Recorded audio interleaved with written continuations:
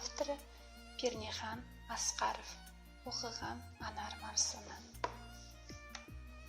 Күлмедім, тұйық болдым, жыламадым, ерсіздеу көрінген соң жылағаным. Бұл жүрек жалғыз қалып қойғандай ма, әпере алмаған соң сұрағаным. Көтеріңкі көңіл күймен қашан жүрдім, көрінбей қалсаң егер маған бір күн. Жұлқынған жүрегімді ұстай алмай, кетермедім, сен іздеп ол да мүмкін. Бірақ тым кеш-кештетіп кезіктің бе? Сезімдерді мен отырмын үзіп мүлде, көріспестен қоштастық лезде біздер, кезікпестен арман болған мың бір түнде. Қоштастық кездесе алмай қалсақ егер, жалғыздықта қайғы жұтпа жаным бекер. Сен басқа қаладасың, мен басқа жер, жаныңа демеу болар адам келер.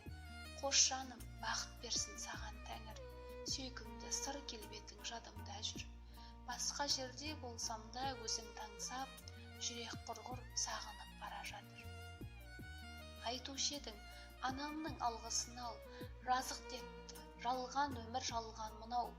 Жас болған соң бата алмай уақыт өтті, қашық болмай енді ешкімге қала мынау.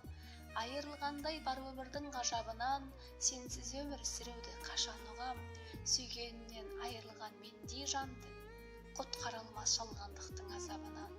Я, расында ғашық болғам шынайы, жолым менің болмай қойда ұдайы.